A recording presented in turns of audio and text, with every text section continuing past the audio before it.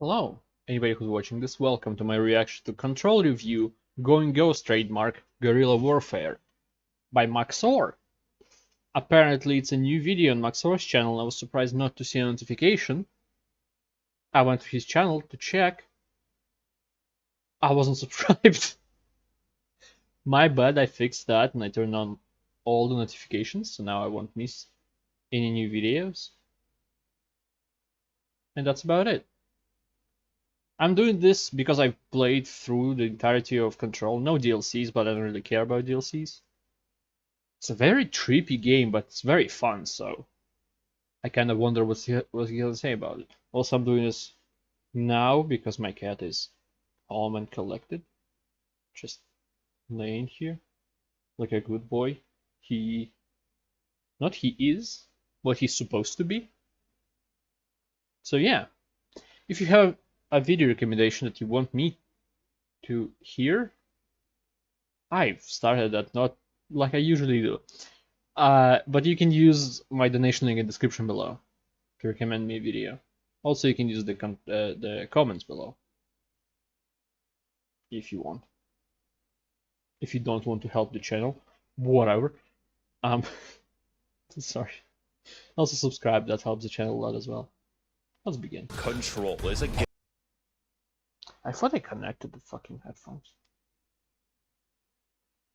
where the impossible is made plausible, where the going gets ghost, and where 90% of all battles are fought using stone-based blunt force trauma. In this game, you play as Traffic Control, who is given supernatural abilities by her Tulpa and the unnaturally Finnish Janitor, as she undergoes the most complex and deadly job application known to man. As the new director for the Not SCP Foundation, you're given the job of researching and containing supernatural kitchen appliances with minimal or no government oversight and what appears to be Praetorian Guard succession law. You assume this mantle to fight the Hiss, a red-tinted malevolent force of death, to stop them from breaching the Hasbin Hotel dimension. And much like any problem, this can be solved with a gun. But stronger than any gun is our protagonist's extreme knack for hurling rocks at literal breakneck velocity, and in the process of destroying her enemy, conducts more stoning than Saudi Arabia. Here at the federal government, our exercise... Oh, Yanfei. Oh, Hu Tao.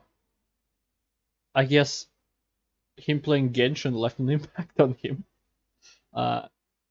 It's more than just velocity of breaking the neck. It's breaking every fucking bone in their body. So. Are performed with extreme prejudice. Control is one of the best action shooters that I have played in years, and to explain why, it is really fucking good. Hog wild. So don't take this as legitimate consumer. But it is made by, what's it called? Remedy Entertainment, I think. Like developers of Mad Max and Quantum Break, I believe the name of the game is. Also quite fun. I like time travel, so I enjoyed it a lot. Because I am as qualified and intelligent as an EA executive. Instead, I ask you to join me in untangling the thrilling combat, the stellar visuals, the unusual plot, and a save system more malformed than Charles II. Back at it again at Christmas Day. Is it? I didn't really. I don't remember following the saves. I like it, cut you. Hello, I'm Luigi. The hell is this montage? I love it. Now, this game is surprisingly simple. Almost everything that you do is just in a room, shooting people, and that's the best shit ever. There's no pre-animated takedowns, no cinematic set pieces, no following an NPC for 6 fucking hours. Please, Bourbon, speed up. Every shootout is up to you, and that's what makes the spectacle significantly more impressive than the Left 4 Dead 2 pre-rendered gas station explosion. Sorry, guys, I was filming for a video. Can we, like, kick this fucking dude? In a way, this game is basically only possible because of modern CPUs. If I showed this to my father 10 years ago, he would have a fucking aneurysm. In those dark times, we were confined by Skyrim's weakness to only render 10,000 cheese wheels at once. You'll probably need a good computer to render it, since every bullet spawns at least 50 clipboards upon impact. DLSS is also a miracle technology for when I don't want my computer to etch ones and zeros on a stone. It's actually pretty well optimized. I don't remember what settings I played on, but my FPS was more or less stable. Stable 40.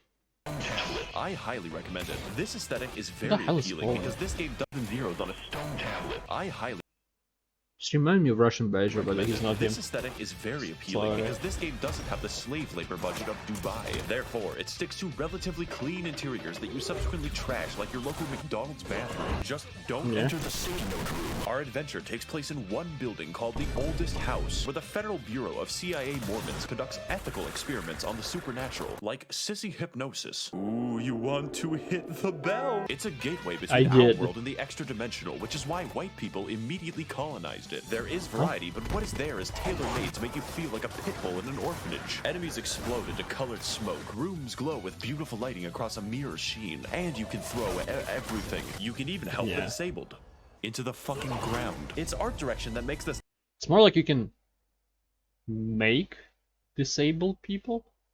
You can turn normal people into disabled people is what I mean. Game pop, and it's all about that spectacle. So make sure you fill your PC with an adequate number of beams. You are the agent of destruction of the game and your computer. That is a great video. Really emphasize this, but it would be nothing without that sick gameplay. Battlefield 4 is a great-looking game, but I struggle to theorize how the AI climbed out of the abortion bin. Fortunately, we're playing a game that has more than 2 buttons, so it's time to explain. Lesson 1 in Video James: the buttons. There's the aforementioned Mach 5 stone toss. But that's not all. You can literally fly in this game. Do you know how many options that unlocks? The paint buckets think they're safe, and suddenly this bastard's leaping to. Among these are some fancy, less cool abilities like a dodge, a shield, and the ability to overwrite their consciousness. I'm all for it. But what about the weapons? Doesn't Call of Duty have weapons? Well, the emphasis isn't really on the gun, so you have the generic guns, maybe a grenade launcher, or maybe you change class to soldier and die anyways because you suck. And then you have the Pierce, which vomits railroad spikes into the enemy at Mach 6. No point using anything else anymore. You just have to join the railroad. Shut the fuck up, Desdemona. You can use your weapons on basic enemies, but there is intense variety with enemies that have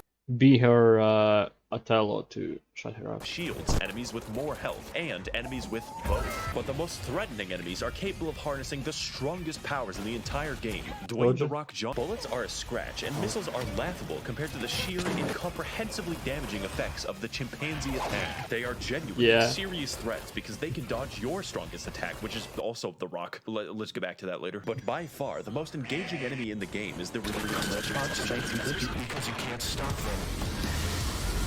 These all culminate to form a chaotic, fun mess of utter destruction with modifications, upgrades, and skill progression. We will get back to that shit, so you can do a variety of take a shower after this. Okay, I lied to you. We're actually doing this now. This video is being hijacked by the Bad Fairy. The spectacle of the game and the first-time experience is amazing, downright fantastic. But there's a serious problem, and that the single and only tactic the player can do requires a return to monkey. Throwing rocks is objectively, always, in every scenario, the best strategy possible. Why do you think all my footage is just throwing rocks? There are upgrades, but rocks are objectively the best upgrade, so why do anything else? All other tactics are effectively LARPing that you want to win, because of all things, Antifa gaming is how you win. Every fight, every time. This will grate you by the end, and it makes repeated playthroughs repetitious. But Maxor, why can't you just use a different strategy if throwing rocks gets so boring? Well, it's fucking fun. Be a problem in a normal game designed by a non-Finnic ethnicity. However, this is an enemy at the beginning of the game, and this is an enemy near the end. I fully upgraded this gun. Effectively, enemies scale faster than you can upgrade your weaponry, which makes you weaker and more pathetic by the end of the game. There is, however, one strategy that actually gets more effective as you level it. Can you guess what it is? To get the exact same dopamine as you did at the beginning, you have to use rocks or you're literally gimping yourself. It's like going to the zoo, but you're told the only way to see other animals is to jump into the chimp exhibit. It would be nice if I could choose more ways to be more effective, but the game has chosen for me. I should be allowed to feel more powerful as the game goes on, especially if you fill the game with literal RPG mechanics. Do not get me started on the mods. 90% of them are shit like save ammo when mods are quite bad, I remember. 5% more. Receive more money on Christmas if it's a Tuesday. On my first playthrough, I went the entire game without finding a single damage mod. The grind has literally no relationship to success whatsoever, so consider ignoring it. But what can't be ignored is our motivation. Why are we here? Where is the nearest Walmart? How to evade the police after create bomb? These answers and more can be found in the lore, a strange tale of a janitor and a whore. I love this game for the experience that in the lore, a strange tale of a janitor and a whore. I love this game for the experience that it gave me once, and the story is a huge part of that, so it's time to explore.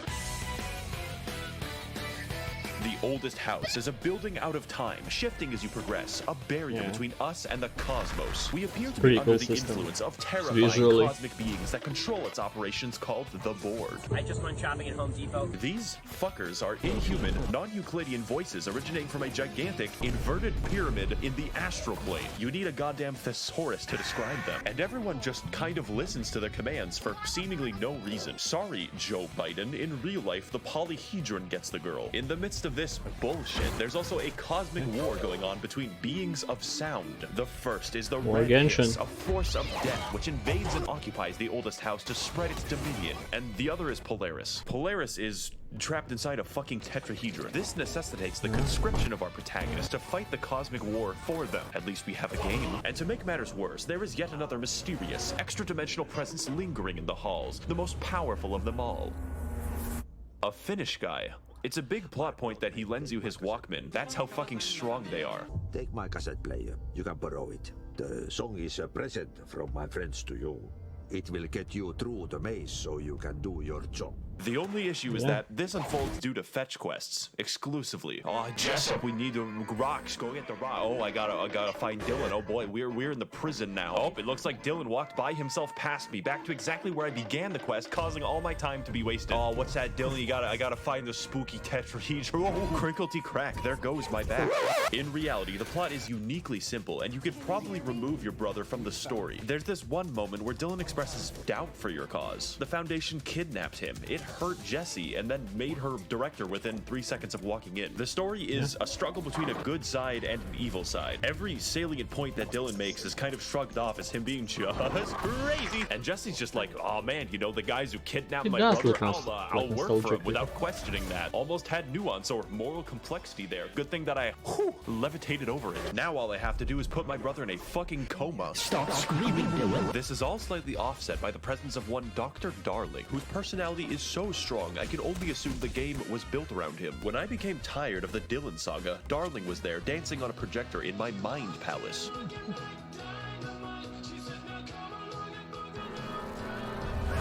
I found myself drawn to him, loving every second of his performance, and I think I know why. Jessie has the personality of a fish. She could suck the rainbow out of a pride parade. The expansions can try to help with this, but no, they don't. When I review DLC, they're often bombastic, new, and interesting, but Control's expansions suffer from the malaise of the late game. They typically drag on, and I'm just bored. They even got Alan Wake in the expansion where they fake the moon landing. That's supposed to be a fun sentence, but the gameplay is identical. The Foundation DLC tries to shake things up by adding a new enemy, but instead of blending it into the combat, the game sends 50 screaming baboons to fight you all at once. POV, you are a miner on Discord. With all this in mind, I can't really recommend that you play Control. Wrong. That's right. This game is making a comeback. Sometimes, entire games can be boiled down to just one moment. One pure example that stays with you forever and makes the experience truly worth playing. For me, there is nothing more emblematic of this than the Ashtray Maze. So if you're interested in playing Control, here is the magic word. This is when the game dives headlong into the absurdity,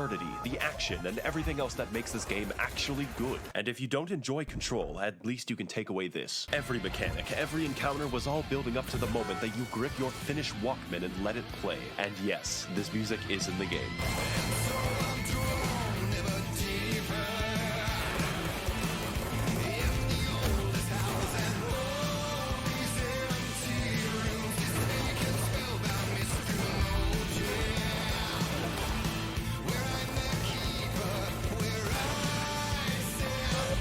The game might not be worth playing, but Ashtray Maze is a recommend. I would like to thank the kind and truthful members of the federal government for adequately funding my clandestine operations in Peru. If you'd like to contribute towards the understanding of the supernatural objects that are my videos, you can head to my Patreon to learn more. Thank you all for watching and screaming, and of course, mermaids are real. Of course.